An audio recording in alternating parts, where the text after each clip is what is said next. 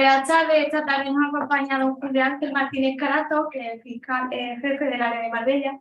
Esta tarde va nos va a ilustrar sobre la repercusión práctica de la Ley 8/2021, 2 de junio, de personas con discapacidad. Vamos a hacer un breve resumen de su currículum, porque es muy extenso y me ha dicho que no diga tampoco muchas cosas. De ellos que hizo la licenciatura de Derecho en la Universidad de Granada, entró como fiscal en el año 1990. En el área de Marbella lleva desde 2014. Igualmente es profesor del máster de Derecho, de la Abogacía, en el área de Derecho Procesal. Luego me ha dicho una cosa que quiere que le resume en esta presentación, que en el año 2005 fue nombrado el Premio Naranja por el Grupo de Abogados Jóvenes de Málaga. Así que nada, os dejo con don Julio. Las preguntas se van a hacer. De acuerdo. Bueno, buenas tardes.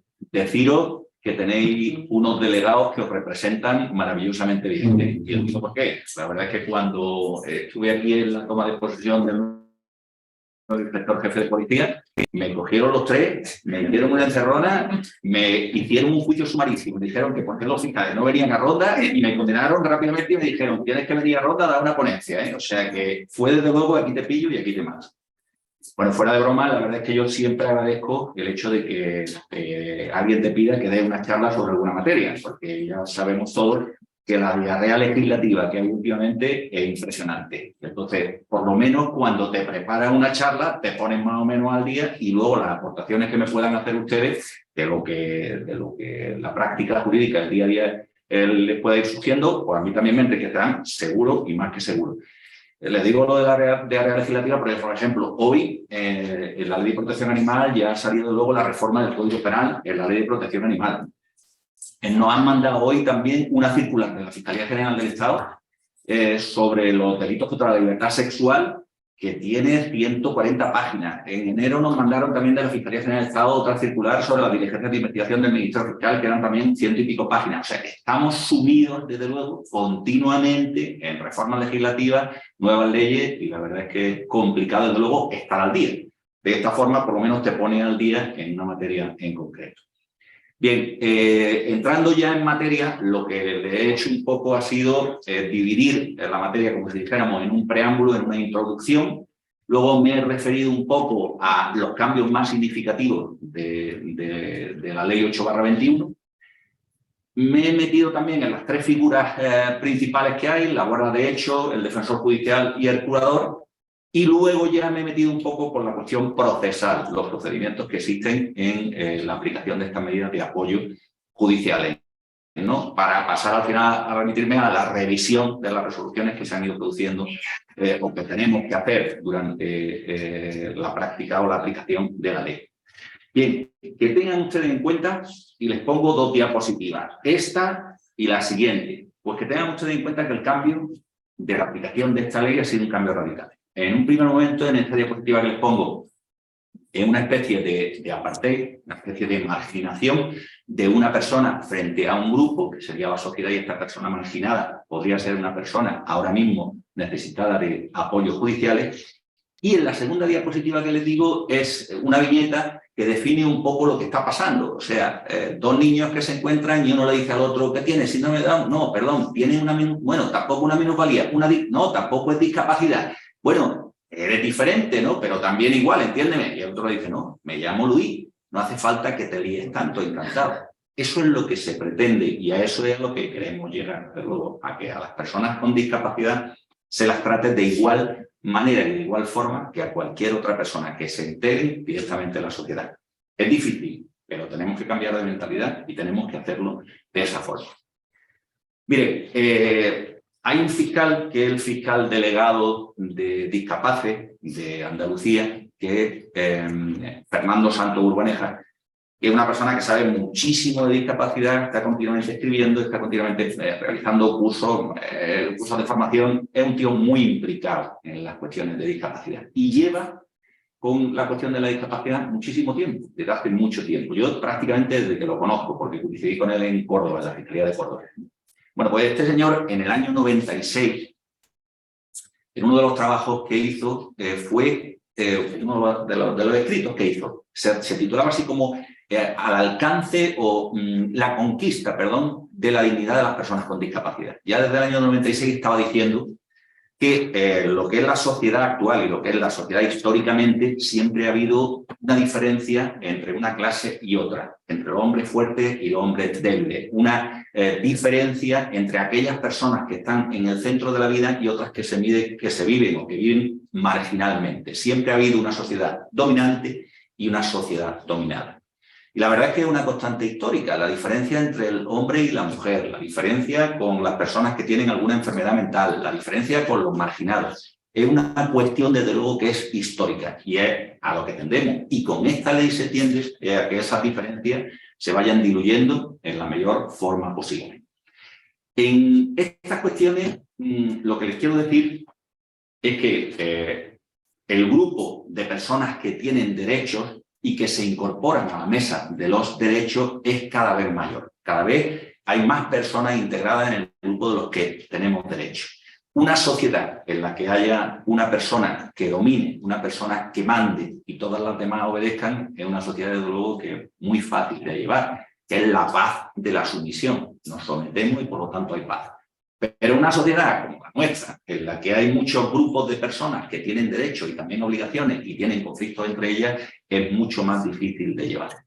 De todas formas, les digo que es una cuestión, la cuestión que estamos tratando ahora sobre la discapacidad, una cuestión de derechos humanos y es una cuestión de dignidad, una cuestión de lo que nos dice el artículo 10.1 de la Constitución española, que es la dignidad de las personas, los derechos inherentes, que son inviolables, el respeto por la ley, el respeto por los derechos de los demás, la dignidad de la persona, el fundamento de la paz política y del orden social, el respeto a la ley, el respeto de los derechos de los demás. Todo eso es una cuestión de derechos humanos que así hay que tratarlo. Bien. En el año 2011 di yo también una charla sobre la discapacidad porque se había publicado, o España había ratificado la Convención de la ONU sobre las personas con discapacidad, que se había hecho en Nueva York en el año 2006. Y ya en ese momento me referí a lo que era la dignificación de la persona y, sobre todo, la no distinción entre la capacidad jurídica y la capacidad de obrar de una persona. ¿Se me permite, no sé si sacar aquí unas notillas que tengo?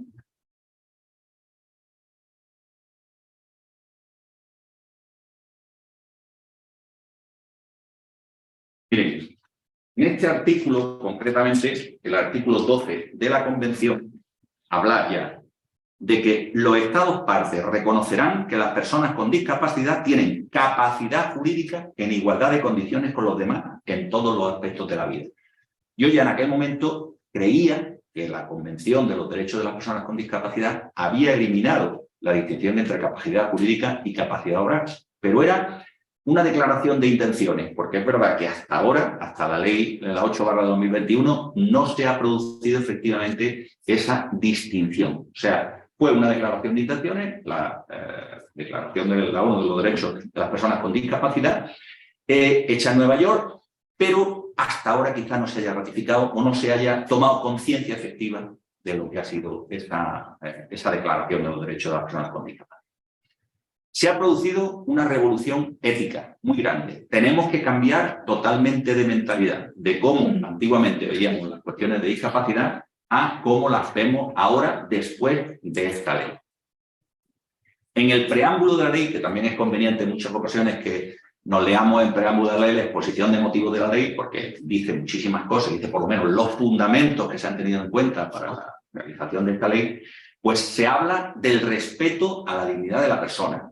Las medidas que se impongan tienen que ser necesarias y proporcionales a lo que necesita la persona con esa discapacidad necesitada de apoyos judiciales. No se trata de que eliminemos o ya no nos acordemos de las palabras incapacitación, del proceso de incapacitación que estigmatizaban antiguamente. Es cierto, y hay que erradicarla, pero no se trata únicamente de hechos, sino que hay que ir más allá, porque las personas con discapacidad son titulares del derecho a la toma de sus propias decisiones. Ellos deben de tomar la decisión, no como antiguamente que había una persona que los representaba, el tutor, y era el tutor el que tomaba sus decisiones. Ahora no. Ahora, con esta nueva ley, son ellos los que tienen que tomar sus propias decisiones.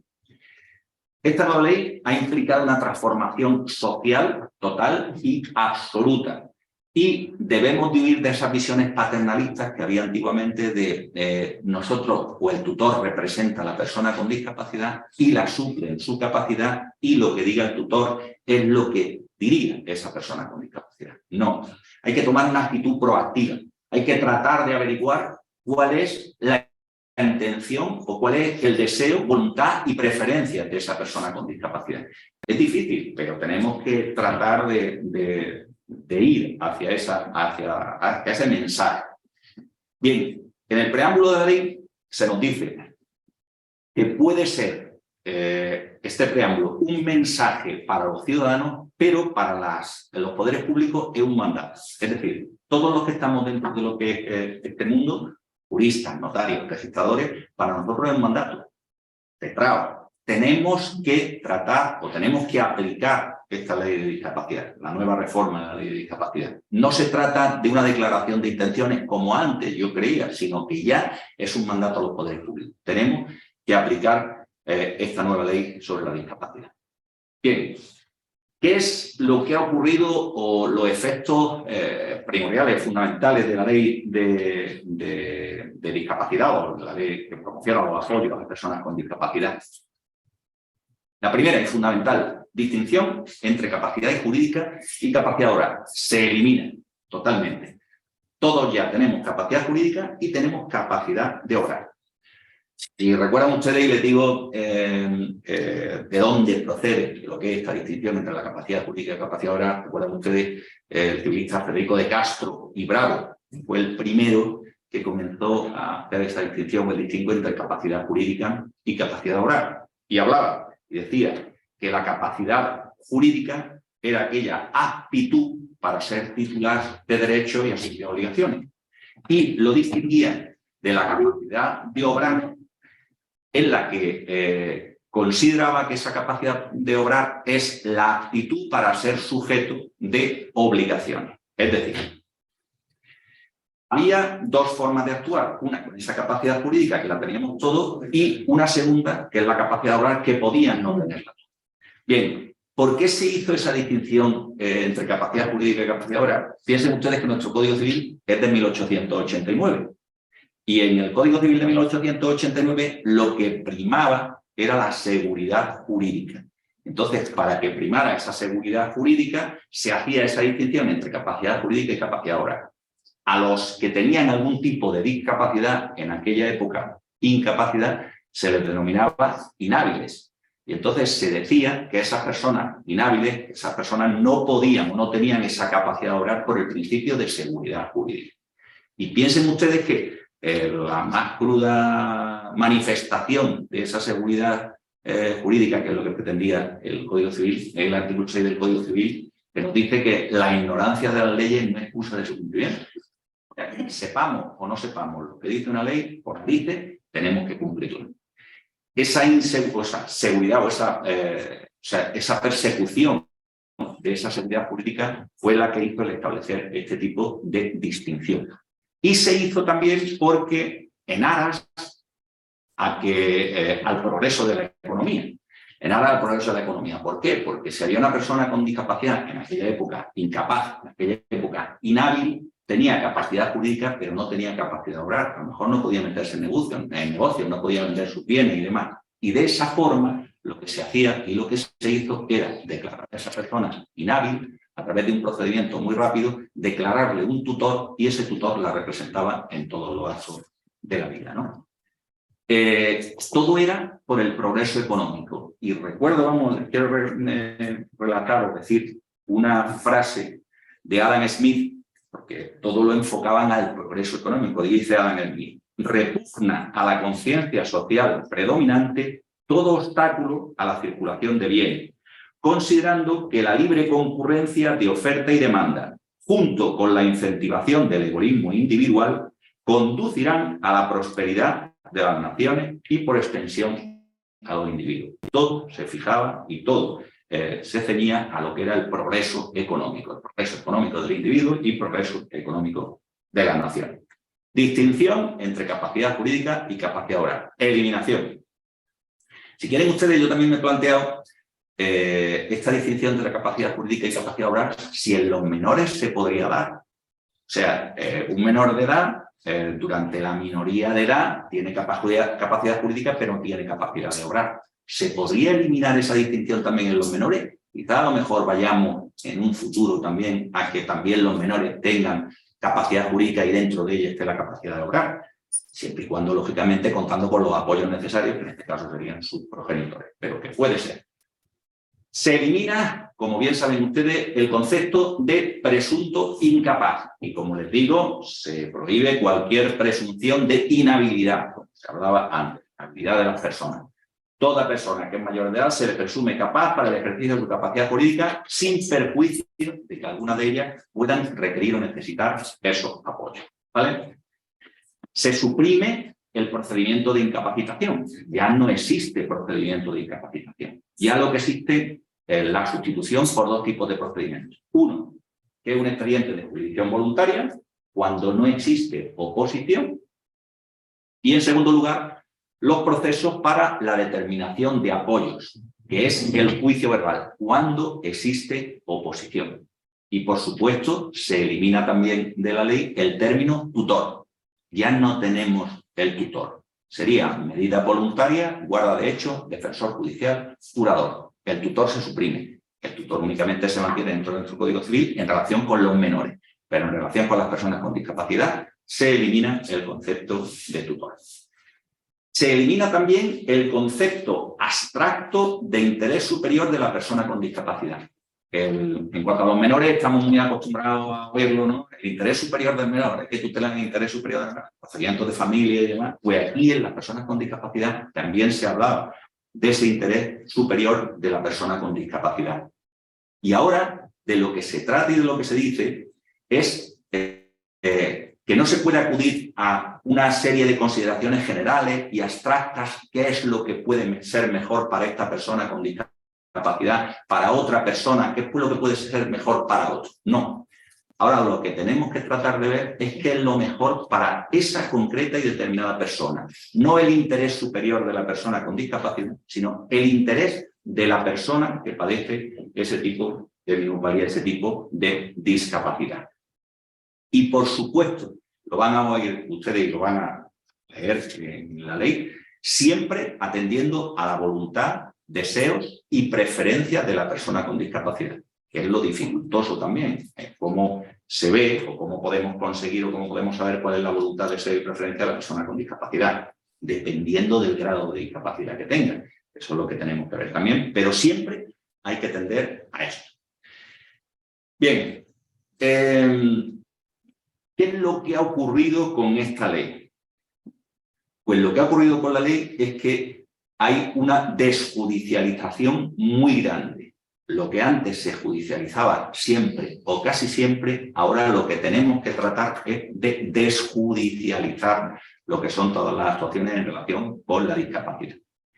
Y esta desjudicialización se plantea en dos niveles. Primero, rechazar las pretensiones sobre falta o insuficiencia de recursos sociales o sanitarios.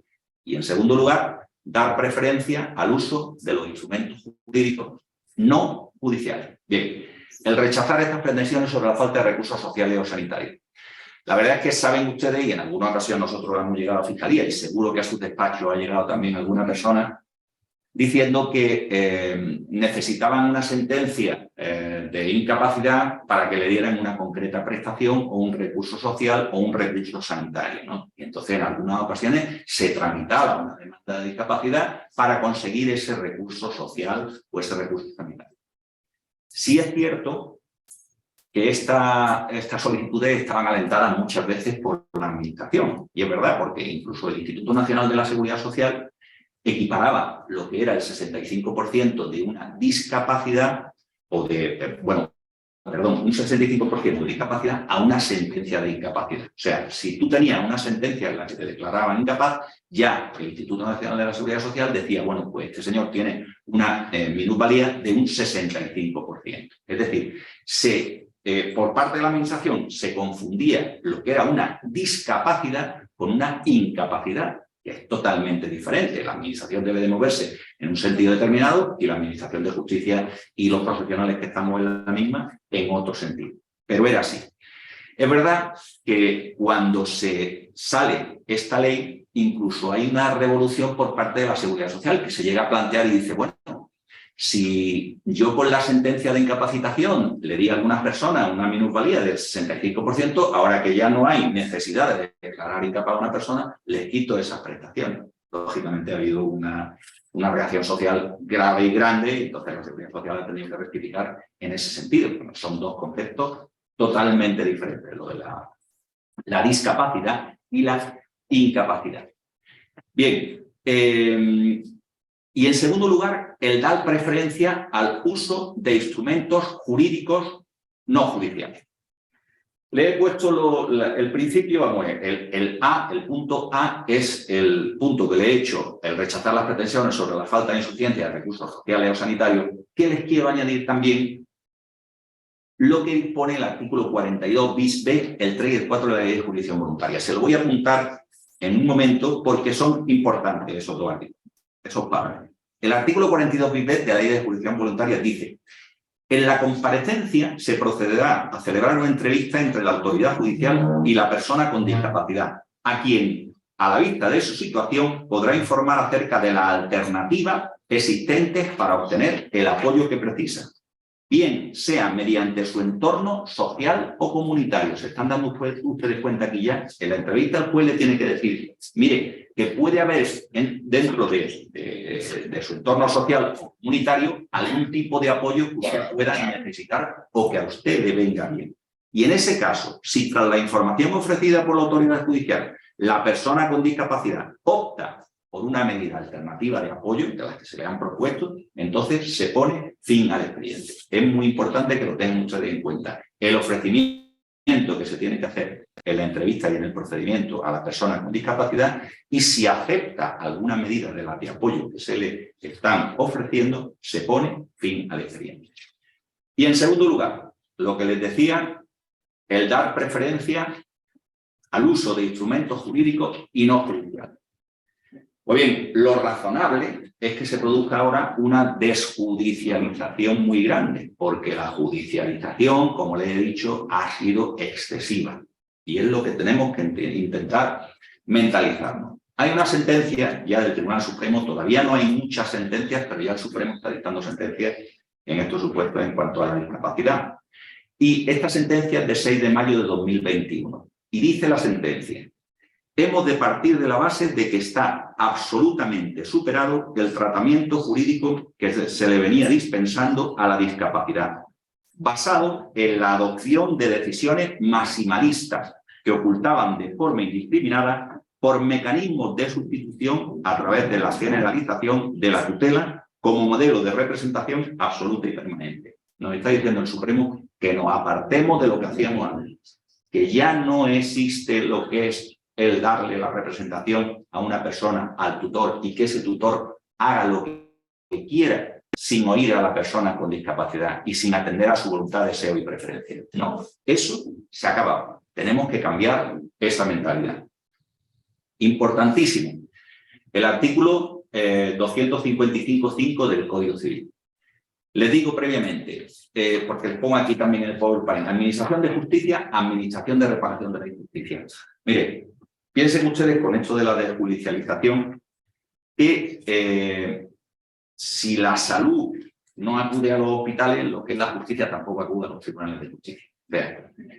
Tú cuando vas al hospital, vas para que te hagan algún tratamiento, una operación, una intervención, estás unos días allí y te marchas del hospital. Lo que no puede ser es lo que antiguamente pasaba con los procesos de discapacidad o los procesos de incapacitación, que llegaba la persona incapacitada al juzgado, se le declaraba incapaz, se nombraba un tutor y estaba de por vida adscrita al juzgado, presentando una rendición de cuentas que lógicamente se tiene que seguir presentando, pero siempre y durante toda su vida era incapaz y necesitado de un tutor, de un corredor, de un profesor.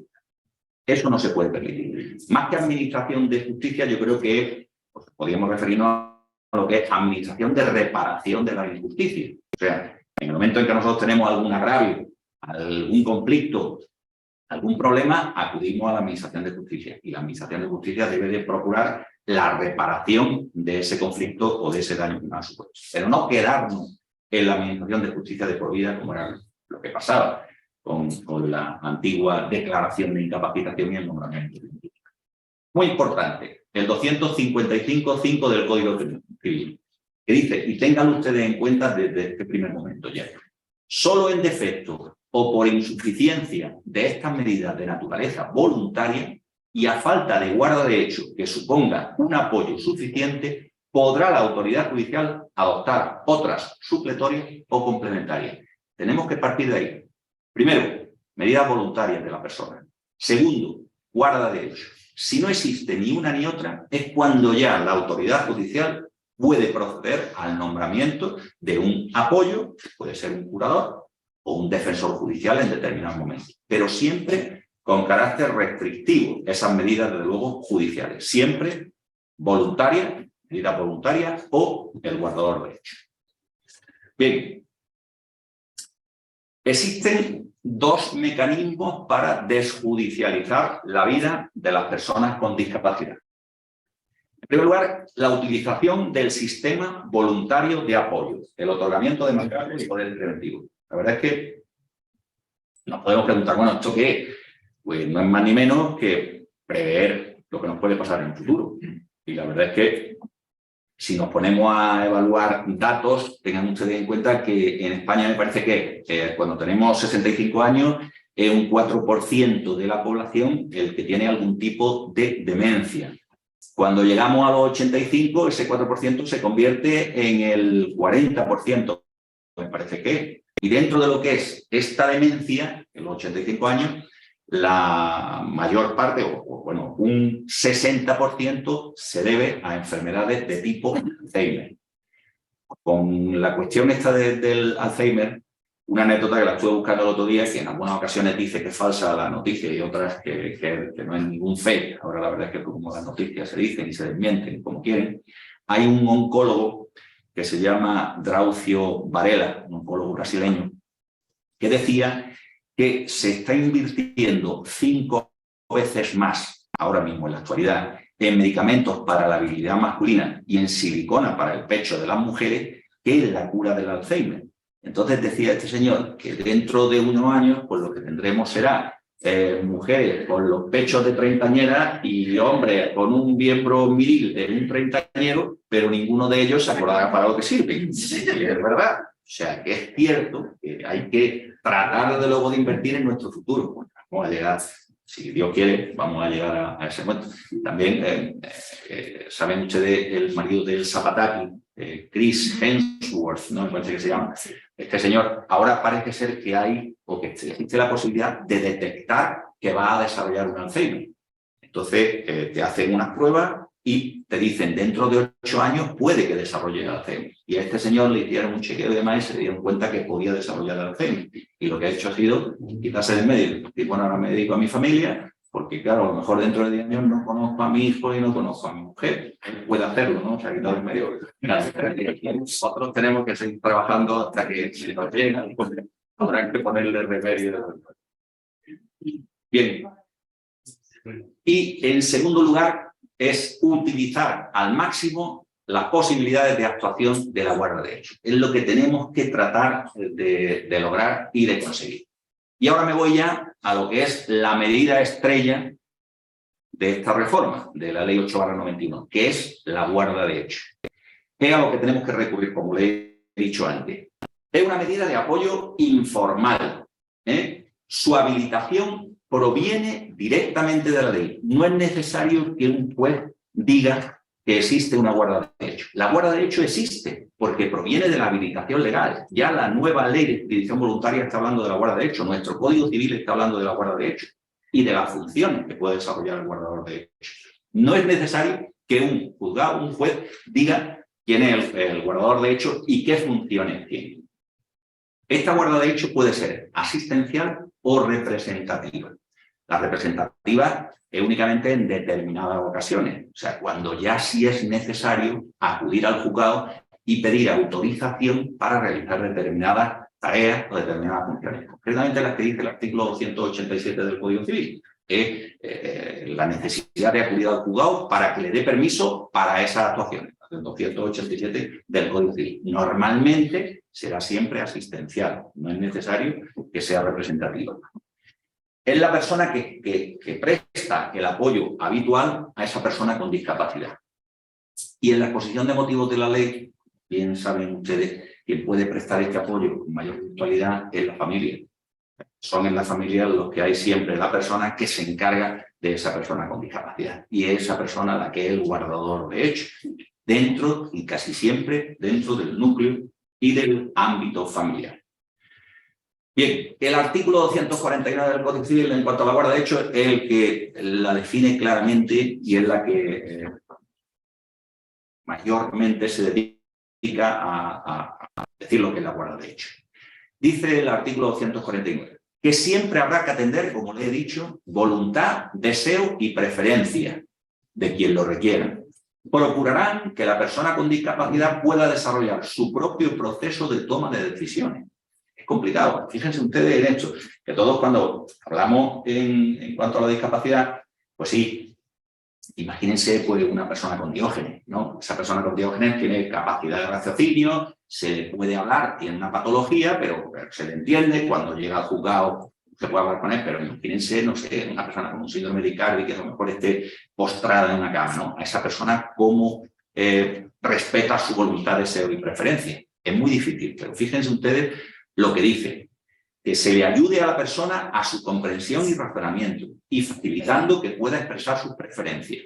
Asimismo, fomentarán que la persona con discapacidad pueda ejercer su capacidad jurídica con menos apoyo en el futuro. O sea, que aparte de decirnos que la apoyemos, que tratemos de que en el futuro esa persona se integre de una forma más plena en la sociedad, en igualdad de condiciones con los demás, y no tenga que prestarle apoyo en el futuro. Y ahora nos dice, en casos excepcionales que después de haberse hecho el esfuerzo ese considerable y no sea posible determinar la voluntad, deseo y preferencia de la persona con discapacidad, las medidas de apoyo podrán incluir funciones representativas. En el caso de no ser posible. Es ustedes el cambio de mentalidad. Es que antiguamente cualquier demanda que nos llegaba prácticamente era una cosa de tirón, ¿no? O sea, llegaba al juicio, sí, interrogaba, entrevistaba a la persona con discapacidad, le hacías 4 preguntas y... No, yo recuerdo cuando estaba en Málaga, en el juzgado de discapacidad, el 11, que llevaba juicio de discapacidad, que a lo mejor señalaba por la mañana, pues a lo mejor eran, no sé, 11, 12, 13 o 14 juicios de discapacidad. Entonces, muchas veces la entrevista, lógicamente, se hacía allí. Yo me quedaba sentado en mi sitio, se levantaba el juez, entrevistaba a la persona con discapacidad cuando traía a la familia y luego después a los parientes, familiares y demás se les preguntaba, a lo mejor estaban en sala, había 4 o 5 parientes, ¿hay alguno que tenga oposición a que se le designe tutor a este señor? No, como fue el Tobejuna, todos a una, ¿no? Allí, sí, esos eran los procedimientos de incapacidad. Ahora, de verdad que tenemos que cambiar de mentalidad. Y luego ya cuando me refiero a la entrevista, verán ustedes la importancia que se le da a la entrevista de esa persona con discapacidad. ¿Y que es complicado? Por supuesto que es complicado. ¿Y que es complicado comunicarse con una persona con discapacidad? Muy complicado, pero hay que procurarlo así. Y fíjense lo que dice el último párrafo del 249, que en este caso, en el ejercicio de esa función, se deberá tener en cuenta la trayectoria vital de la persona con discapacidad. O sea, si tenemos funciones representativas, o sea, si el guardador de hechos va a realizar funciones representativas, lo primero que tiene que pensar es esta persona, cuál ha sido su trayectoria vital.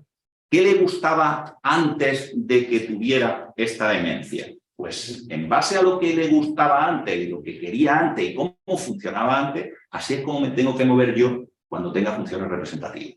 Como le digo, es complicado, pero es a lo que hay que tender. Bien. El orden de prelación en cuanto a la llamada de los guardadores de hechos.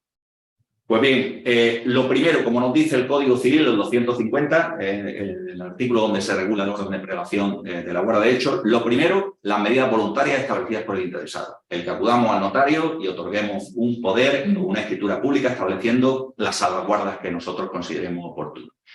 Vamos a designar nosotros, si me pasara algo, designaría yo como curador a tal persona, necesitaría apoyo en cualquier ámbito de mi vida y querría que como salvaguarda pues existiera a lo mejor una tercera persona que velara por las cuentas que diera el curador. cuestiones desde luego voluntarias y que nosotros las podemos utilizar.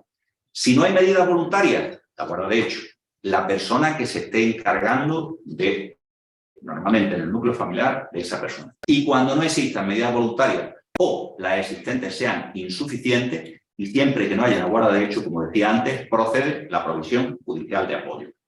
Tenemos que recurrir y tenemos que ir al juzgado cuando no quepa más remedio. Todo lo demás tenemos que hacerlo con anterioridad, o voluntario o guardador de hecho. Y al juzgado, al final.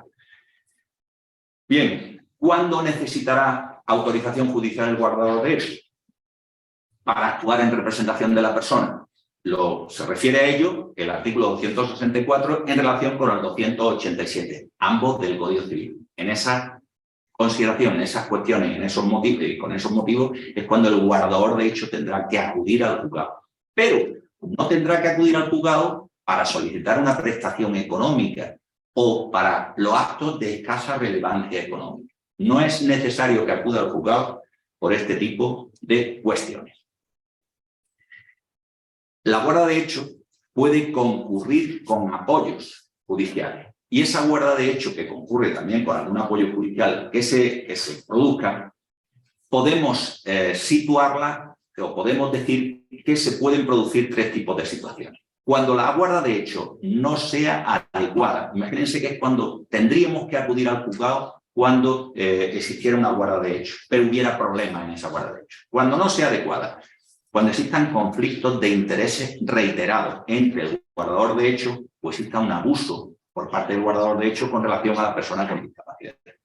Cuando la guarda de hecho no sea suficiente por la necesidad de tener que acudir al juzgado muy reiteradamente. Imagínense una persona que tenga un patrimonio muy grande y que haya que realizar actos de administración de ese patrimonio con mucha seguridad. En ese caso sí habrá que acudir al juzgado y esa reiteración es lo que dará lugar a lo mejor a el nombramiento de un defensor judicial o el nombramiento de un curador. O cuando haya conflictos alrededor de la persona que ejerce la guarda de hecho. Lo hemos visto en muchas ocasiones, en numerosas ocasiones, ustedes lo saben bien. Sobre todo cuando hay dinero en una persona que tenga discapacidad. Cuando hay dinero, siempre hay familiares que quieren ellos que los designen representantes, porque se creen a lo mejor que ellos van a manejar el patrimonio de esa persona y no saben que luego tendrán que rendir cuentas, tendrán que presentar un inventario y que el juzgado les puede pedir que rindan cuentas semestralmente y tendrán que dar cuentas de su administración. Pues bien, si ocurre esto, entonces esa medida se puede complementar con un apoyo o sustituirla con una medida de apoyo judicial. Sustituirla con la medida de apoyo, un defensor judicial o un curador. El artículo 263 del Código Civil, importante, porque dice que el guardador de hecho debe de estar incluso con medidas, o puede concurrir incluso con medidas de apoyo, voluntarias o judiciales, puede concurrir, siempre que no se estén aplicando estas eficazmente. Y en segundo lugar, la Ley de Jurisdicción Voluntaria, el artículo 52.3, cuando existan dudas, el juez tenga dudas sobre la eficacia de la guarda de hecho, entonces tendrá que proceder al archivo del expediente y remitirá testimonio al Ministerio Fiscal por si es el Ministerio Fiscal el que quiere interponer una solicitud o una demanda de medidas de apoyo. Bien, ¿cómo se puede acreditar la guarda de hecho? Es lo que me preguntarán ustedes y todos nos hemos planteado, porque lógicamente van a surgir problemas, siempre. O sea, yo soy el guardador de hecho porque mi hermana tiene una discapacidad, yo soy su hermano, vivo con ella, estoy con ella, pero claro, yo soy el que tengo que cobrar la pensión, el que tengo que hacer las gestiones en el banco, el que tengo que hacer las gestiones con la Seguridad Social y demás. ¿Cómo acredito yo eso? Bien, si nos ponemos en los juzgados, es muy fácil. O sea, llevando el libro de familia, acreditando que eres pariente, o con un informe social, sanitario, de acompañamiento a un hospital, de acompañamiento al médico, de el empadronamiento, que estén empadronadas en el mismo domicilio, los informes policiales incluso, informes residenciales, si es que se encuentra la persona ingresada en una residencia, porque la persona que viene a verla a esta persona, o la que trajo a esta persona para que ingresara en la residencia, es su hermano, es el guardador de hecho, informes vecinales, por testificales, por acta de notoriedad, el decreto de archivo del Ministerio Fiscal en algunas diligencias preprocesales, cuando el Ministerio Fiscal tiene noticias de la existencia de una persona que necesita medidas de apoyo, y considera al final de tramitar el expediente que no es necesaria una medida de apoyo, pues en el mismo decreto dirá que no es necesaria medida de apoyo porque existe un guardador de hecho. En ese caso, forma de acreditarla. O el archivo que pueda dictar un juzgado en los procedimientos de revisión de medidas, que me referiré al final. Pero, ¿qué ocurre con los bancos y las entidades públicas? El cuadrito que viene azul no tenía que ser un cuadrito, sino que tenía que ser una flecha así a derecha. Pero bueno.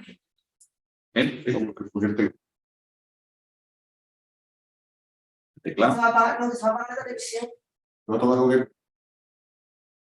¿Cualquiera? No, es la televisión la que se va a apagar. El mando Apagado, el otro. ¿Este es el de la tele? ¿Cualquier tecla de la tele? Ahora. Arreglado. Sí, claro, no. Tecnología. Bueno, les digo, de los juzgados con esto es muy fácil acreditarlo. Pero ¿qué pasa cuando tenemos que luchar con los bancos? Y es lo que le pongo aquí, este tío ahí, una medida de miedo y el banco detrás. Cuando tengamos que hacer alguna gestión con los bancos, ¿verdad? ¿Cierto? Y en los bancos, como no digas, ¿usted quién es? Yo soy el guardador de hecho. Guardador de hecho, ¿eso qué es? Una medida que ya la ley está nombrando a esa persona como guardador de hecho. No es necesaria una resolución judicial. Bien, esto todavía estamos, yo creo que no a años luz, pero ya se está desde luego plasmando en resoluciones judiciales. Y le he traído un auto del juzgado de primera instancia número 5 de Córdoba, que es muy bueno y significativo. Y se trata de que una señora, doña Francisca, que era guardadora de hecho de su hermana Rosa, le tiene que pedir al juzgado lo siguiente, que frente a las entidades tal, que eran entidades bancarias, que han negado a doña Francisca la condición de guardadora de hecho de su hermana Rosa, procede a declarar, es lo que le pide al juzgado, respecto a la entidad banco tal, que las actuaciones precisas para la anulación de la cuenta titularidad de su hermana doña Rosa. Respecto al Instituto Nacional de la Seguridad Social, solicitar atrasos que corresponden a su hermana doña Rosa. Y respecto a la entidad tal, disponer de una cantidad por defunción de un tercero que corresponde a doña Rosa. Estas eran las tres peticiones que hizo doña Francisca como guardadora de hecho al juzgado, porque no le daban ninguna de estas entidades, ni MAFRE, ni el banco, ni la Seguridad Social, le daban lo que pedían. Entonces, el auto que dicta el juzgado es muy bueno porque dice lo siguiente, le voy a leer lo más importante. Dice, subrayemos y observemos que la guarda de hecho no precisa de una investidura judicial formal. Sin embargo, doña Francisca, hermana de doña Rosa, convive y es encargada de velar por ella. Se ve necesitada de recabar el auxilio judicial con el objeto de que se reconozca por parte de entes públicos y privados las facultades que ya vienen reconocidas legalmente. O sea, se está viendo obligada a que entes públicos y privados le digan que esas facultades que me reconocen a mí la ley, el Código Civil y la ley de jurisdicción voluntaria, me las está reconociendo ya, que me las reconozcan judicialmente, no es necesario. En aras única y exclusivamente a tutelar los intereses de su hermana, cuya discapacidad consta acreditada en auto. Esta cuestión no deja de ser preocupante, pues lleva íncito un desconocimiento e incumplimiento por parte de dicho ente de la nueva regulación legal para la protección de las personas con discapacidad, obstaculizando, entorpeciendo y retrasando que puedan ejercitar sus derechos a través de sus guardadores de derechos. O sea, se lo dice muy claramente. Y entonces, al final, dice la magistrada que consciente de este cambio legislativo, esta juzgadora podría desestimar la solicitud, porque ya la guarda de hecho está reconocida legalmente, no es necesario. Pero claro, en aras a que le hagan caso a esta señora en las entidades bancarias, en la Seguridad Social y demás, pues la declara guardadora de hecho de su hermana para que vaya con el auto y diga, aquí tiene usted el auto, pero que sepan ustedes que es a lo que tenemos que tratar de evitar, hacer cambiar de mentalidad, lo que les decía al principio. Tenemos que cambiar de mentalidad, ya no es esa. Capacidad jurídica igual a capacidad oral. Eran operaciones nimias, o sea, cancelar una cuenta corriente, pedir unos atrasos, operaciones que son, vamos, económicas nimias. No es necesario, de luego, que haya una resolución judicial que así lo autorice. En cuanto a la salvaguarda de la guarda de hecho, le he puesto, de hecho, referencia a esta, que es la que se recoge en el último párrafo del Código Civil, en el artículo 250. Antiguamente, cuando había una persona ingresada en residencia, se podía pretender que el director de la residencia ejerciera esa guarda de hecho. Ahora, para evitar cualquier tipo de reticencia con esa guarda de hecho que lo puede hacer el director de una residencia donde está ingresada esa persona, se prohíbe expresamente por el artículo 250 del último párrafo del Código Civil. Esas personas ingresadas en residencia, cuando existe una relación contractual, en este caso, la persona que está ingresada en la residencia paga por estar en esa residencia, pues entonces no puede prestar esa guarda de hecho esa persona que esté ingresada a la residencia. De todas maneras, el PowerPoint, José Carlos, os lo voy a pasar, no os lo digo si queréis, para que sea necesario luego. Bueno, ya se lo he pasado a Chari, o sea que lo tenéis. Bien, en estos casos, cuando no cuentan con guardador de hecho, esa persona que está ingresada en la residencia, que hay muchos casos, no puede el director de la residencia efectuar esa guarda de hecho. ¿Y quién entonces podría efectuarla? Pues nos dice el artículo 295 quinto del Código Civil que cuando esa persona con discapacidad requiera de medidas de apoyo de carácter ocasional, aunque sea recurrente, se nombrará un defensor judicial. Medidas de carácter de apoyo ocasional, aunque sea recurrente. Fíjense ustedes que ahora lo compararé con el curador, porque el curador es cuando sea necesario, cuando haya necesidad de medidas que sean estables en el tiempo. Y aquí no habla de carácter ocasional, aunque sea recurrente. Luego la línea es muy delgada entre normalmente un defensor judicial o el defensor de un curador. Pero vamos, hay que distinguir entre las que son ocasionales y las que son con carácter. Si tal situación llegara a conocimiento de un juzgado, el hecho de una persona está ingresada en residencia y no tiene un guardador de hecho, entonces habría que establecer esa salvaguarda, nombrar un defensor judicial y pedirle al defensor judicial que rindiera cuentas de la actuación con respecto a esta persona. ¿Cuáles son las prohibiciones legales del guardador de hecho? Pues muy fácil, las que dice el 251 del Código Civil. El recibir liberalidad de la persona con discapacidad, prestar medidas de apoyo cuando exista conflicto de intereses entre la persona con discapacidad y el guardador de hecho, o adquirir a título oneroso bienes de la persona que necesite el apoyo. El defensor judicial, que es la segunda figura. Hemos tratado las medidas voluntarias, que son las que cada uno puede solicitar y puede acudir a un notario en un mandato representativo o mandato. En segundo lugar, el guardador de hecho. En tercer lugar, el defensor judicial. Y en cuarto lugar, el curador. El defensor judicial es un complemento, o sea, se puede distinguir, para que nos hagamos idea de una cosa. Es que el defensor judicial puede ser un complemento de la capacidad procesal o puede ser también una medida específica de apoyo. Está regulado en dos sitios diferentes de la Ley de Enjuiciamiento Civil y de la Ley de Jurisdicción Voluntaria. El complemento de capacidad procesal, o sea, cuando una persona con discapacidad tenga que comparecer en juicio, hay que complementar esa capacidad. Y eso está regulado en los artículos 6, 7 y 8 de la Ley de Enjuiciamiento Civil. El trámite procesal para el nombramiento de ese defensor judicial como complemento de la capacidad procesal, es decir, para que pueda comparecer una persona con discapacidad en un procedimiento, se realiza ante el letrado de la Administración de Justicia. Y es cuando se produce cuando es necesario que esa persona con discapacidad asista a un juicio o cuando se produce un conflicto con el juez. Pero esto lo tenemos que poner en relación y en contraposición con el defensor judicial como medida específica de apoyo, que es diferente. Defensor judicial como complemento de la capacidad procesal y el defensor judicial como medida específica de apoyo. Que está regulado en los artículos 295, el 4 y 5 del Código Civil en relación con el 250. Y se produce cuando nombramos defensor judicial a una persona. Cuando sea necesaria la administración de los bienes, hasta que se produzca una resolución judicial, la administración de los bienes de esa persona con discapacidad, o en aquellos supuestos de medidas de apoyo de carácter ocasional, aunque sea recurrente. Y para el nombramiento de defensor judicial, en este sentido, no existe un trámite procedimental específico en la ley. Yo he estado mirando las dos posibilidades y son la del artículo 42 bis A y bis B de la Ley de Jurisdicción Voluntaria o la del 87 de la Ley de Jurisdicción Voluntaria para el nombramiento de defensor judicial. Muchas veces a nosotros nos va a venir impuesto desde luego el procedimiento que se elija por parte del juzgado cuando se pida el nombramiento de un defensor judicial, o el 42 o el 87. Les digo únicamente la diferencia. En el 42 bis A se refiere al nombramiento de esas medidas, pero cuando tienen carácter estable. Y aquí, cuando se trata del defensor judicial, hablamos de carácter ocasional, aunque sea recurrente. Pero yo me iría por el 42 bis A, que es el procedimiento genérico.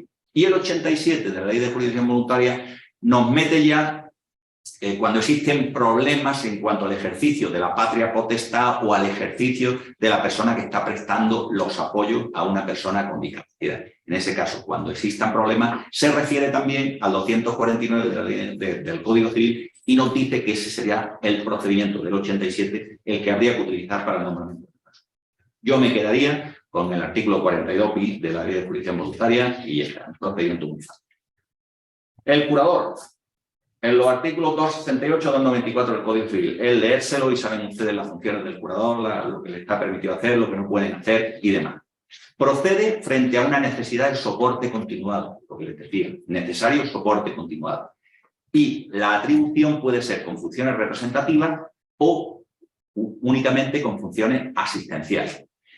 Y se determinan los actos en los que el curador debe prestar apoyo, indicando cuáles tendrán plena representación. Y le hago una referencia a la primera sentencia que dictó el Tribunal Supremo, que es de 8 de septiembre de 2021, con relación a la nueva ley de discapacidad. La verdad es que está muy bien el hecho, porque fue un pleno que se reunió el pleno del Tribunal Supremo a los efectos de empezar a dictar jurisprudencia con respecto a la discapacidad.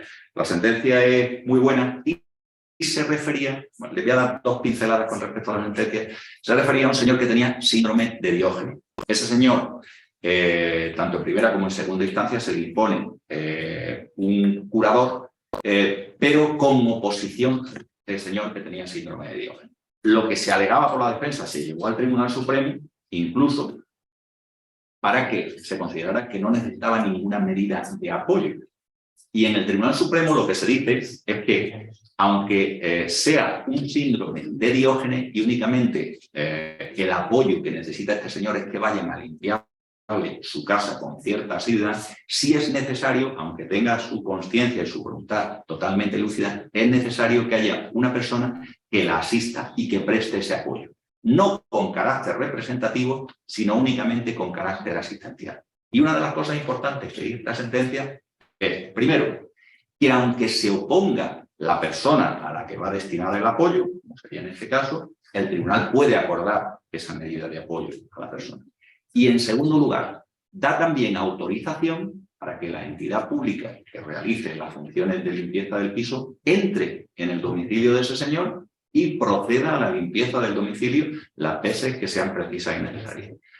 Yo me refiero porque en muchas ocasiones nos hemos planteado que normalmente las personas con discapacidad a lo mejor son optativas e impiden que el médico forense entre en su casa, efecto del reconocimiento del médico forense por parte de la misma. Y en algunas ocasiones yo me he planteado, bueno, si esa persona se niega, se puede autorizar la entrada en el domicilio a efectos de que el médico forense proceda al reconocimiento. ¿Habría que acudir a un juzgado de lo contencioso administrativo para que te autorizaran?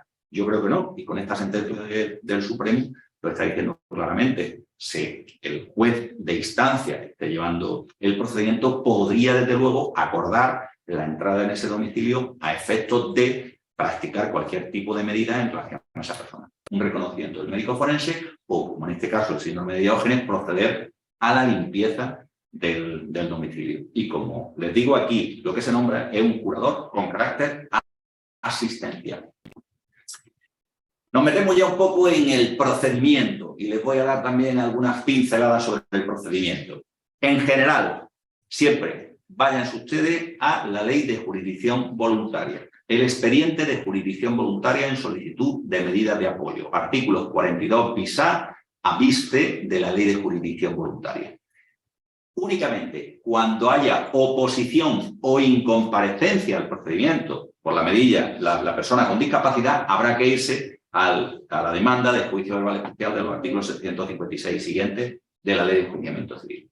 La diferencia entre uno y otro tampoco es muy grande. La diferencia entre el expediente de jurisdicción voluntaria que se inicia por solicitud y la demanda del juicio verbal, es necesario formular una demanda y hay contestación a esa demanda. Competencia para el acto y la Ley de Jurisdicción Voluntaria en lugar de la residencia de la persona con discapacidad, siempre.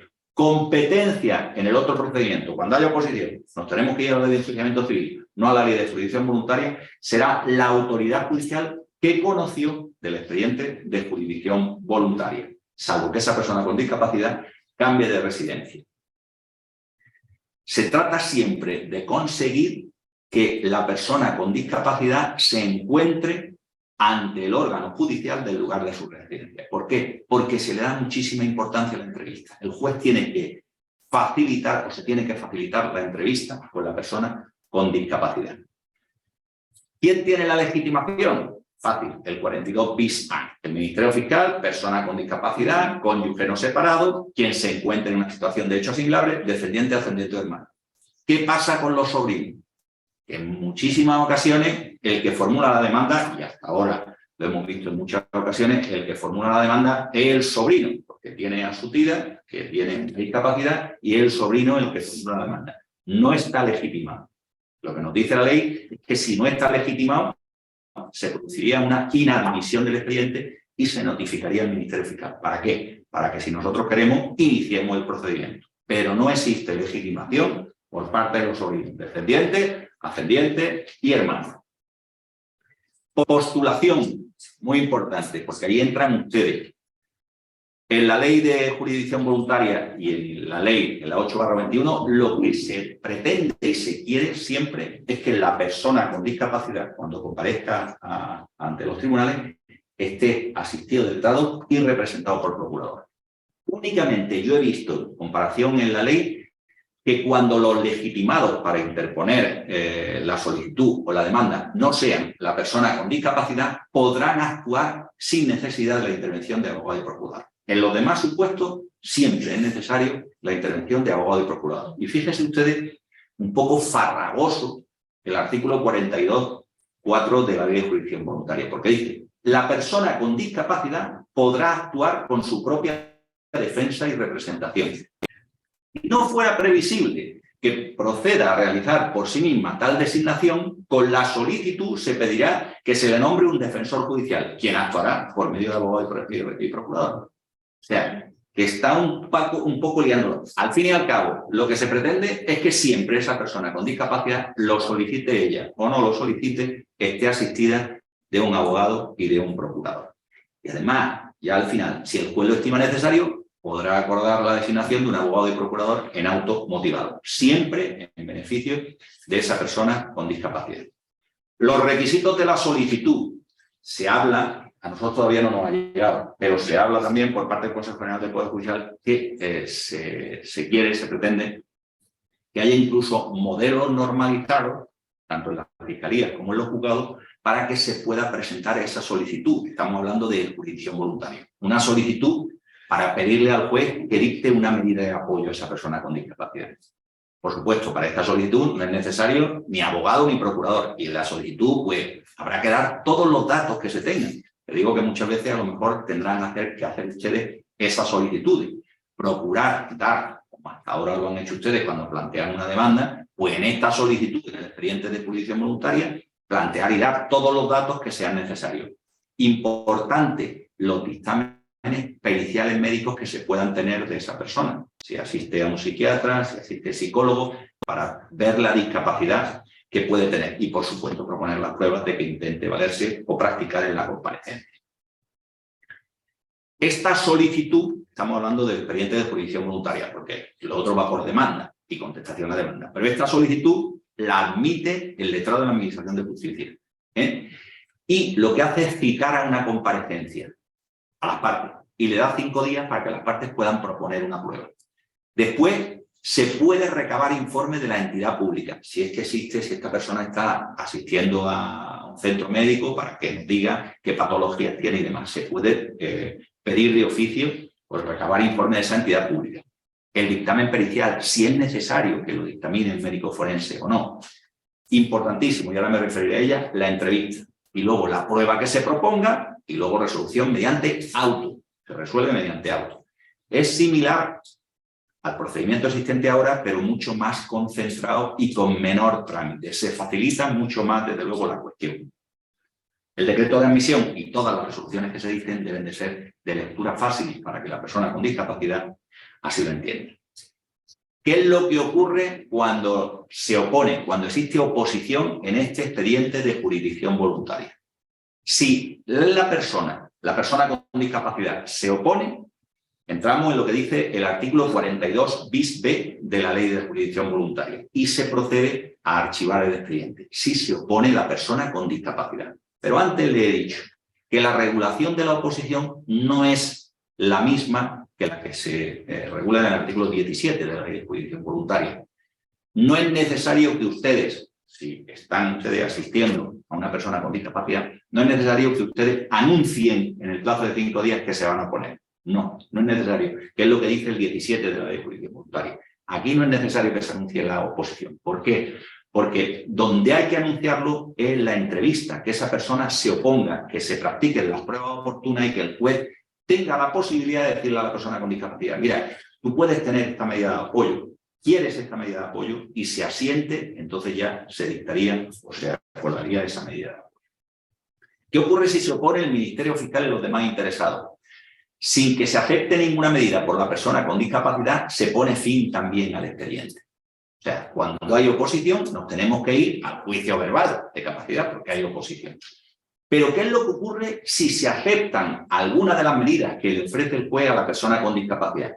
Se procede al archivo del expediente a pesar de que haya oposición de los demás interesados. La persona con discapacidad, con su letrado y su procurador, dice que la medida de apoyo que se le ha ofrecido es la suficiente y adecuada y hay oposición por parte del fiscal o de alguno de los interesados, se procede al archivo del expediente con la designación de esa medida. Bien, los medios de prueba, los preceptivos y los no preceptivos. Los medios de prueba, los que son preceptivos, la entrevista con la persona con discapacidad, oír a los parientes y los dictámenes periciales. Eso es lo más importante.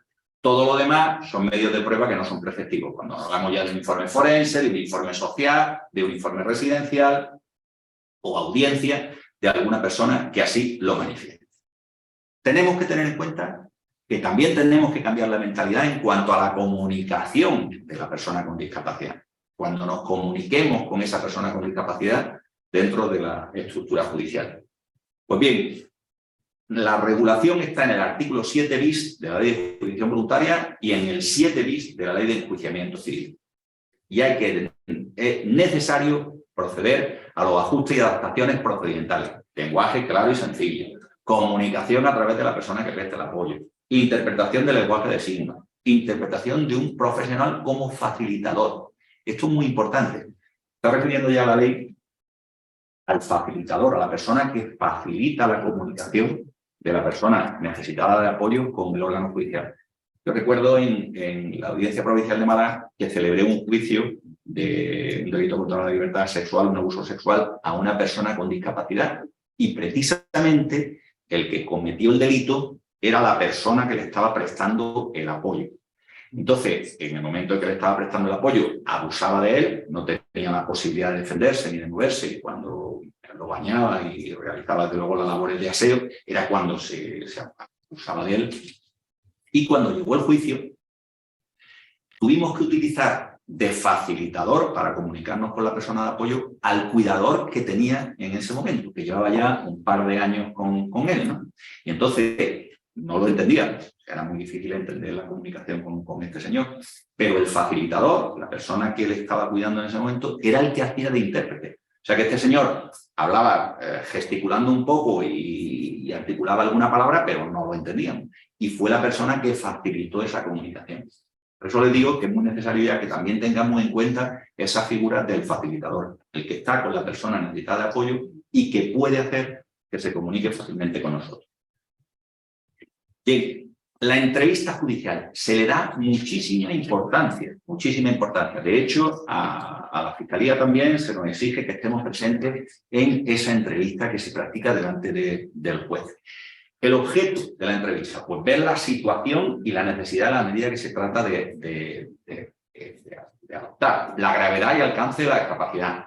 Hay que ver qué opina, qué piensa la persona. Hay que tratar de conocer el parecer. Y sobre todo, preservar su intimidad. Esa preservación de la intimidad, yo también me he planteado, no sé si alguno de ustedes lo ha solicitado o a lo mejor tiene pensado solicitarlo. Cuando hay mucho conflicto de intereses, a lo mejor a ustedes les interesa también participar en la entrevista a esa persona con discapacidad para ver qué medida es la más adecuada y conveniente. No está previsto en la ley el que asista también el letrado o las partes a esa entrevista. Habla únicamente del juez y del Ministerio Fiscal, no de las partes. Actualmente no se está realizando, o sea, la entrevista siempre se realiza por parte del juez y por parte del Ministerio Fiscal. No intervienen ustedes. Yo me he planteado, ¿sería necesario que luego a lo mejor se le diera a ustedes traslado de la entrevista?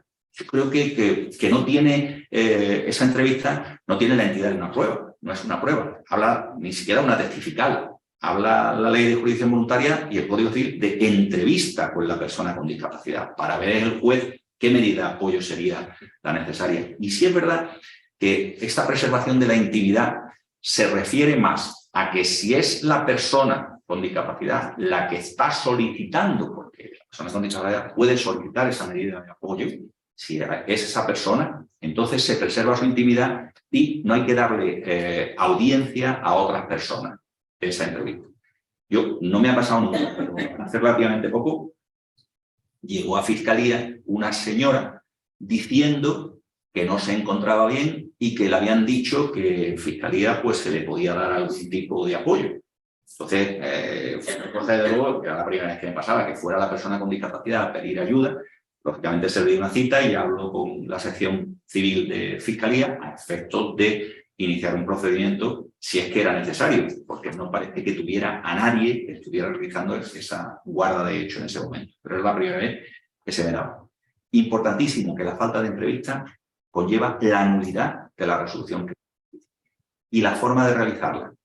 Lógicamente, tener sentido común, ¿no? O sea, te dicen que normalmente no tenemos otra cosa, otro sitio para realizarla que son las salas de vista. En las salas de vista, quitándonos la toga para que se pueda sentir lo menos cohibida posible esa persona con discapacidad, tratando de ser cercano, no ponerle en situaciones comprometidas.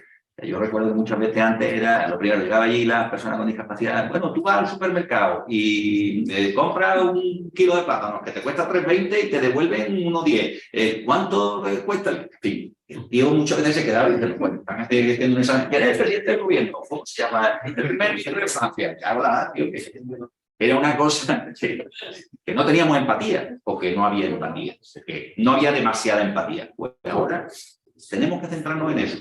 Y, por supuesto, en el tiempo de la entrevista. O sea, no se puede, creo yo, realizar la entrevista y llevar a cabo la entrevista en 2 minutos, ¿no? Sino que hay que dedicarle tiempo porque tienes que ver cuáles son los deseos, las preferencias y la voluntad de esa persona con discapacidad.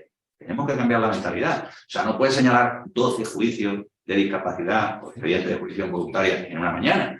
Tendría que ser una cosa de luego que te diera tiempo a realizar esa entrevista con cierta tranquilidad. Tenemos que concienciarnos. En cuanto al tiempo, recuerdo también leyendo una cuestión sobre síndrome de Down, un congreso de asociaciones con síndrome de Down, que uno de los chicos con síndrome de Down, cuando se le preguntaba que si era incapacitado o no, en aquella época se hablaba todavía de incapacidad, decía, no es que seamos incapaces, únicamente somos un poco más lentitos. Es verdad, o sea que muchas veces lo que hay que darle es tiempo para que reaccione. Llegar aquí, bueno, el presidente del gobierno, ¿a quién vota? No sé qué, derecho al voto. No, tranquilidad. ¿Qué es difícil? Por supuesto que es difícil, ¿no? Pero tenemos que mentalizarnos a ver si lo podemos conseguir, desde luego, con las personas con discapacidad. ¿Qué nos ha pasado? Que nos están obligando a revisar todos los procedimientos que hay anteriores, que hablábamos de declaración de incapacidad, hablábamos de constitución de tutor y demás. ¿Qué es lo que pasa?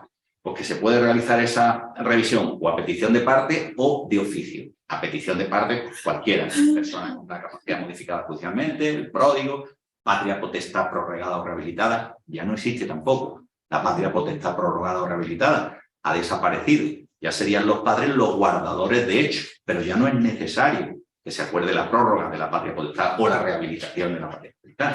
La hemos erradicado. Los apoderados preventivos, pues en ese caso tenemos que darle respuesta en el plazo de 1 año desde que se presente la solicitud. Y, de oficio, el juzgado y el Ministerio Fiscal tienen que proceder a todas las revisiones de los procedimientos antiguos y se nos da un plazo de 3 años. Muy difícil de hacerlo, muy difícil. Y eso que incluso han facilitado, de la forma en que muchas veces se puede facilitar también esto, que económicamente, dando un plus, a ver si desde luego podemos cumplir con ese plazo, ¿no? En Fiscalía, por ejemplo, pues, hay una serie de incentivos si se pasa de 100 procedimientos revisados al mes, hay un incentivo económico. O sea, se asigna a una persona. Pero fíjense ustedes cómo estamos ya. 100 procedimientos que se revisan. Y la revisión de los procedimientos no debe de ser sota caballo rey, sino que hay que tramitar el procedimiento, realizar una entrevista con esa persona, en fin, muy complicado, de verdad. Y el plazo que se nos ha dado es cortísimo. Imagino que no nos digan dentro de 3 años, oye, que hasta aquí hemos llegado, ¿no? Tenemos que seguir revisando las sentencias, lógicamente, ¿no? Bien, las pautas para la revisión de los procedimientos puede ser una revisión de oficio por el juzgado, puede que el Ministerio Fiscal lo pida. ¿Qué hacemos en Fiscalía?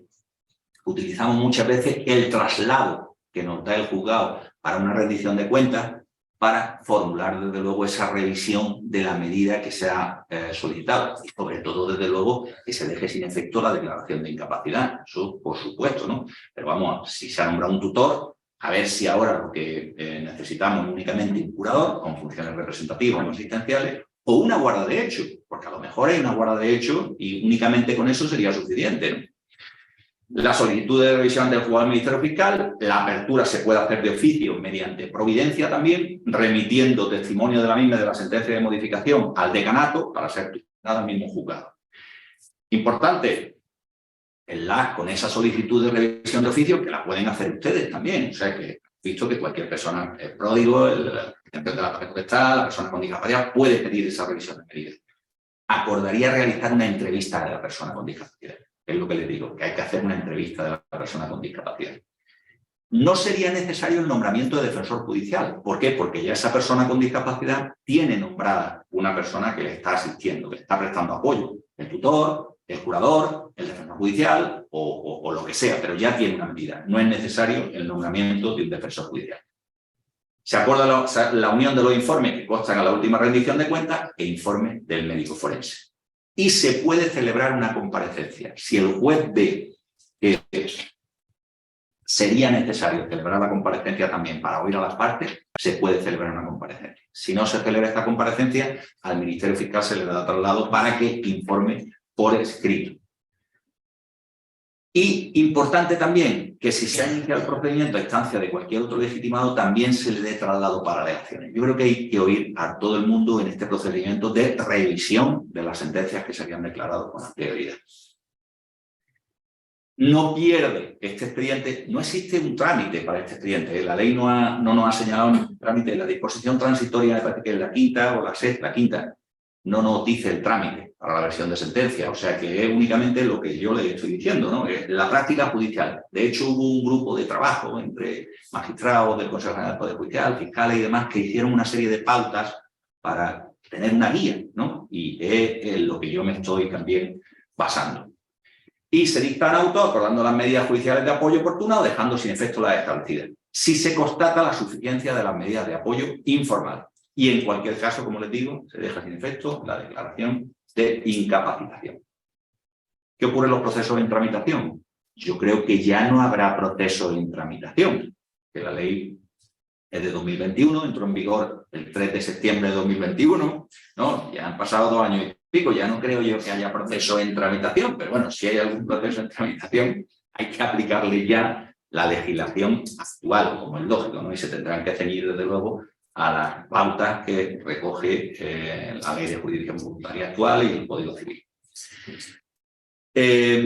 La aplicación de la disposición transitoria sexta ya nos habla también de qué es lo que ocurre en los procesos de tramitación y le ha puesto aquí implicaciones procesales y las implicaciones sustantivas. Las implicaciones procesales sigue como un juicio especial contradictorio, las actuaciones serán válidas, las pendientes se acomodarán a la nueva ley y la sentencia deberá ajustarse a los sistemas de lectura fácil. Y las implicaciones sustantivas, no habrá declaración de incapacitación, no habrá pronunciamientos restrictivos de derecho. Esto también me llamó mucho la atención. Cuando dije, bueno, si no hay pronunciamiento de restrictivos de derecho, o sea, cuando una persona le digan que antiguamente se le prohibía el uso y la tenencia de armas o se le prohibía el uso de conducir, de la privación del derecho a conducir vehículos a motores y motores por la discapacidad que tenía, ¿ahora qué hacemos? Si ya no se le pueden privar de esos derechos, ¿qué pasa? Sale el señor con una discapacidad que a lo mejor no puede conducir o puede tener un arma y tiene escopeta y demás.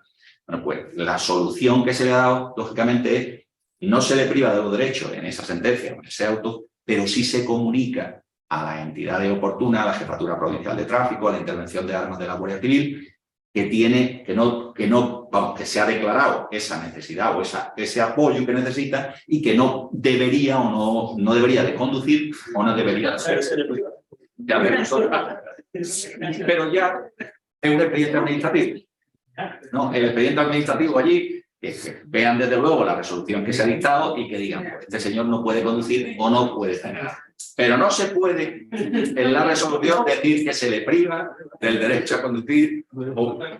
Les digo que es una revolución muy grande y es una revolución que incluso ha habido un shock incluso en las familias con personas con discapacidad. En principio les llamó la atención. Bueno, y yo ahora que soy el tutor, me van a decir que soy el guardador de hecho y ya no voy a tener una resolución que me diga que soy el tutor. O sea, que incluso en las personas o en las familias con personas con discapacidad ha habido una cierta reticencia a la aplicación de la ley.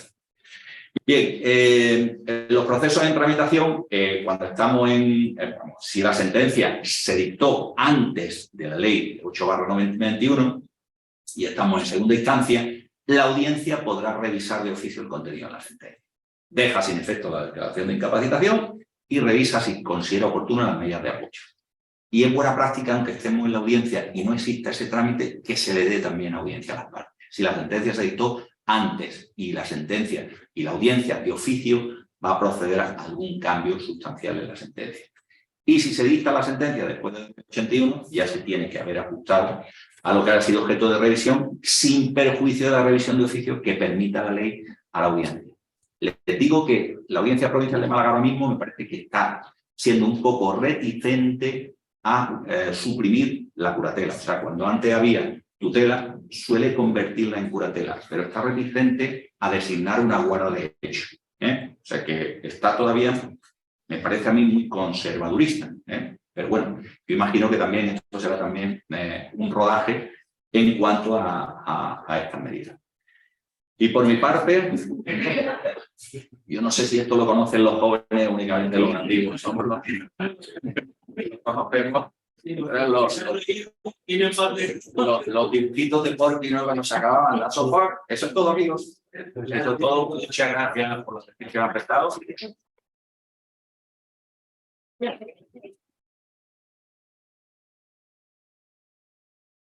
Quieran ahora preguntarme si hay alguna cuestión que se le haya quedado, algún caso que hayan tenido, alguna cuestión que le haya surgido ahora. Conforme a la disposición transitoria quinta, la adaptación a la nueva ley, en ese procedimiento, yo lo he hecho hace poquito y... Sí.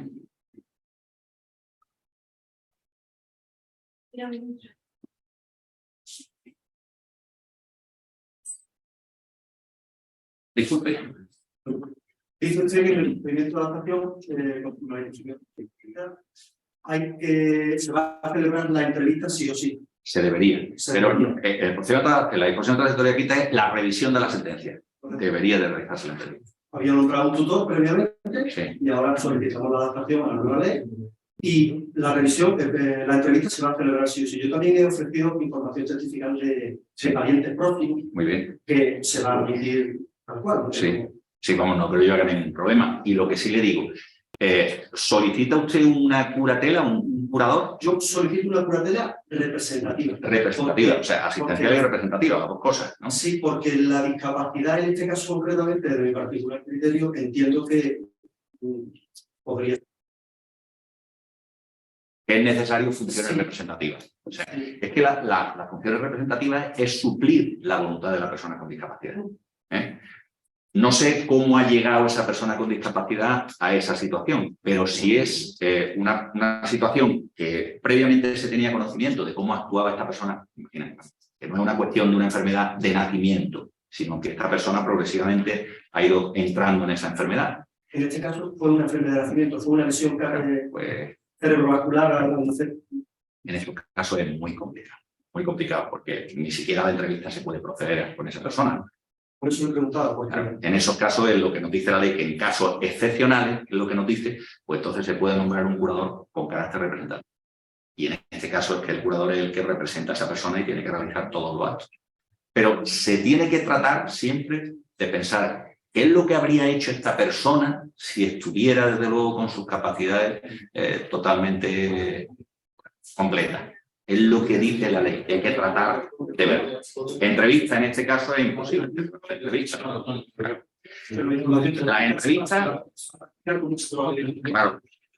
la entrevista le dice una cosa. Yo soy partidario que la entrevista se realice siempre presencial. Pero claro, cuando las personas, imagínense que se encuentran en diferentes puntos, en diferentes sitios y demás, es difícil hacerla presencial. Telemáticamente yo creo que se pierde mucho. A mí no me gusta, desde luego, aunque sea una cosa que estemos utilizando cada vez más, lo que es la inmediación es importantísimo. Para mí, que los juicios, cuando tienen una prueba, desde luego, por videoconferencia, que pierde muchísimo. Pierde muchísimo. Yo recuerdo que celebré hace poco un juicio en la audiencia, también de una agresión sexual, de una señora que declaró desde Gran Bretaña por videoconferencia. Y era la señora a la que habían agredido. Bueno, pues la declaración se desdibujó tremendamente. Una señora por videoconferencia a través de intérprete, tío,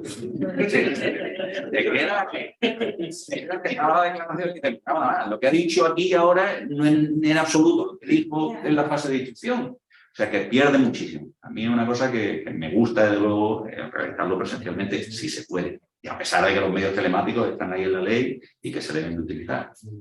¿Alguna pregunta más aquí? No. Vale, pues te voy a leer algunas de algunos compañeros. En concreto de María Pérez, dice: hombre de 35 años con formación universitaria, inteligente y culto.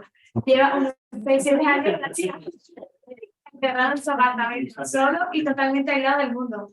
Ha roto todo contacto con su familia y amigos, únicamente accede a hablar con su madre una vez al mes. No contesta al teléfono ni atiende redes sociales, nunca ha trabajado.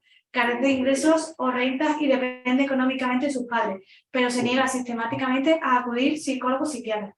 ¿Existe alguna vía para que sus padres consigan que se someta a un examen médico que determine si sufre algún trastorno mental? Simplemente desean contar con un diagnóstico para su hijo y garantizar su protección de cara al futuro, cuando hay diagnóstico. Yeah. Pues María, la verdad es que es una situación de nuevo de libro, de las que se llaman de libro.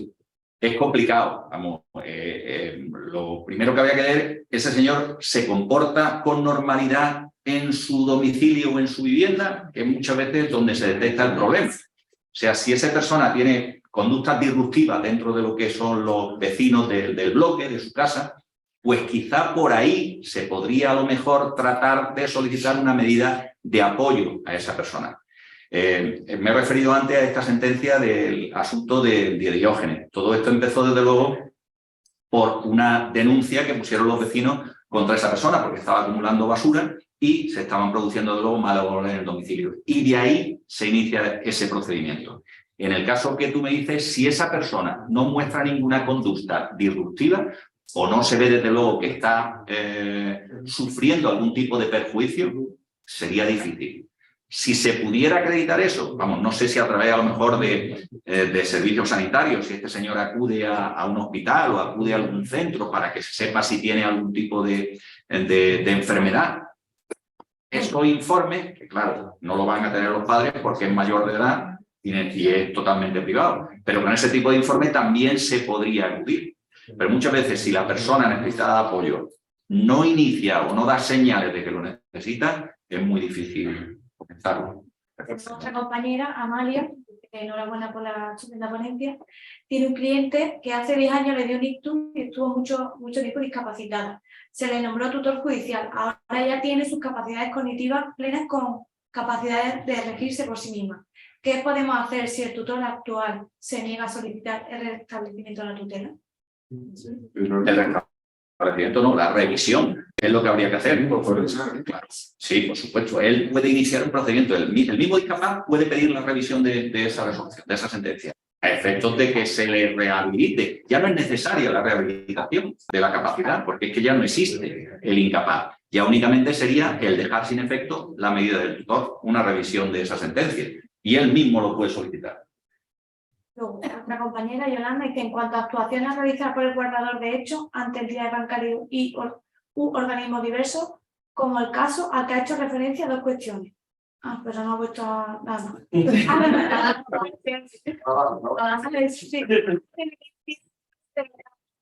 Se podría actuar, se le podría requerir e incluso exigir responsabilidades. ¿Y qué ocurriría si más de una persona se prestase como guardador de hechos? Con respecto a la primera pregunta, lo que os he dicho y el auto del juzgado de instancia de Córdoba es muy significativo.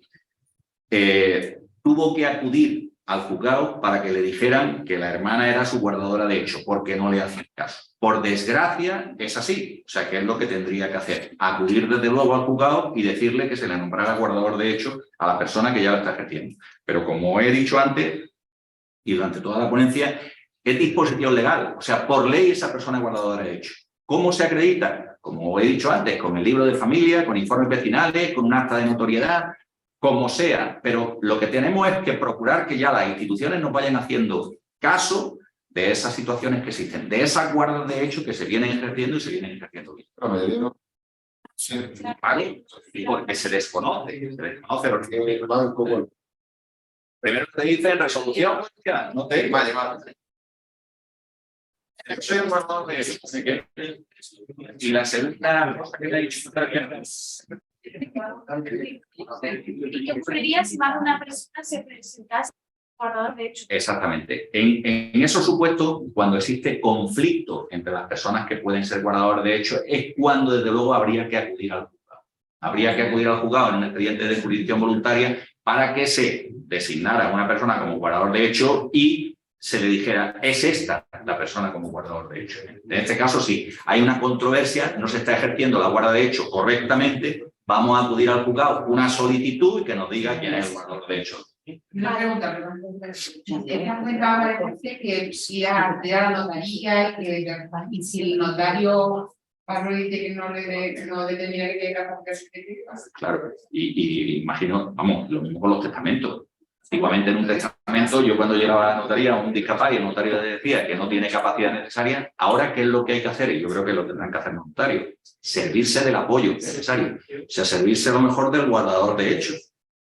Y ver si el guardador de hechos le puede prestar apoyo a esa persona y el notario ve que tiene capacidad para prestar ese consentimiento.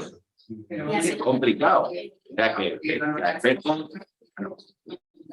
efectos notariales, el notario va a decir, este señor no tiene capacidad, vaya usted al juzgado y pide una medida de apoyo, ¿no? Efectivamente.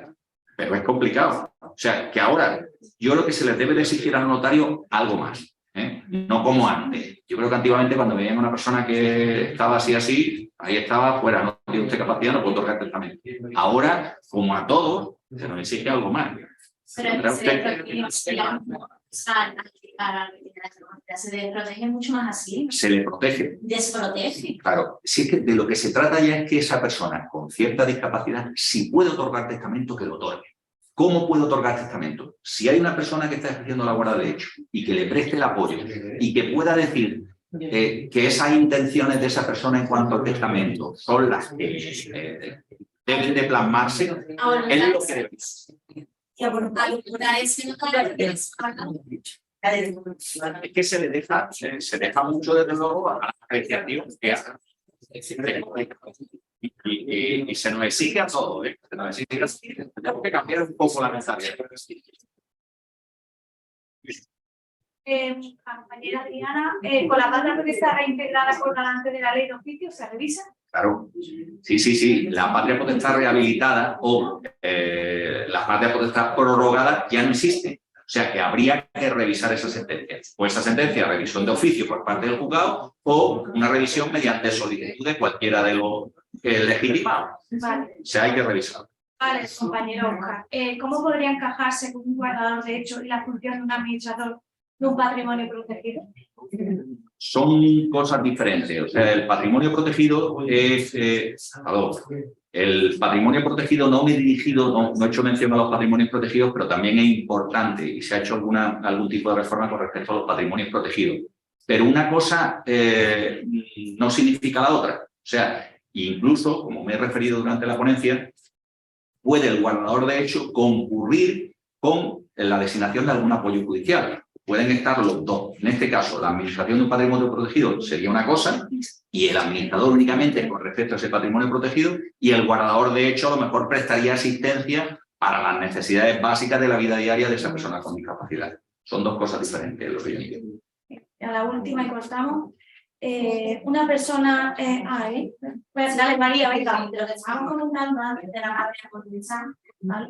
Rehabilitada o prorrogada. Está prorrogada, ¿vale?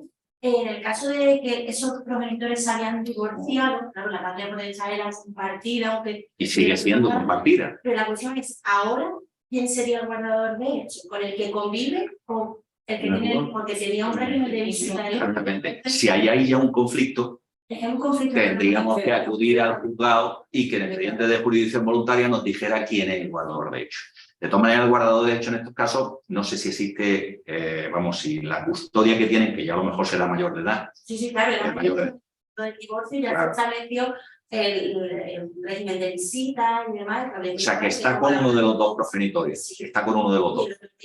El régimen de visita, pues quizá a lo mejor la guarda de hecho, quien tendría que tenerla es el progenitor bajo cuya custodia está. Lo lógico, porque es el que le está prestando la asistencia diaria. El otro señor o señora lo que cumple es un régimen de visita, muy poco tiempo. Si hubiera conflicto, acudir al juzgado, expediente de jurisdicción voluntaria y decir, mire usted, ¿quién cree usted que debe de ejercitar la función de guardador de hecho?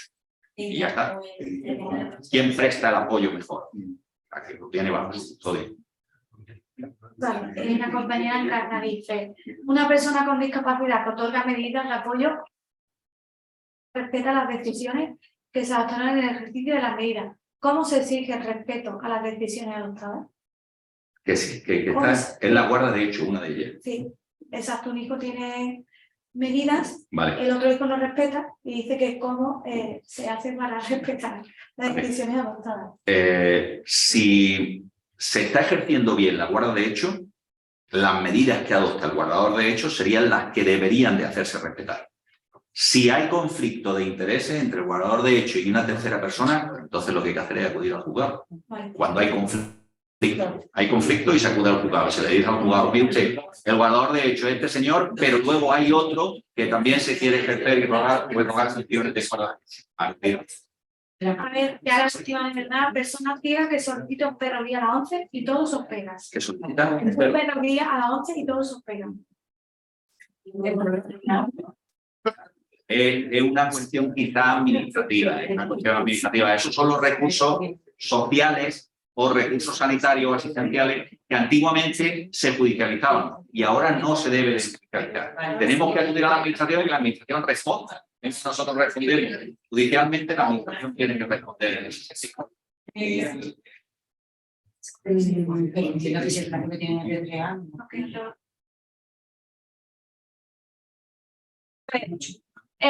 Despedimos a don Julio con esta magnífica ponencia que ha estado disponible a venir a Ronda. Así que hasta la siguiente, ¿no? Cuando queráis, hasta que me cojáis otra vez, no me digáis, si no, lo propio es fiscal aquí, es presencial, cuando queráis. Agradeceros la presencia de la asistencia.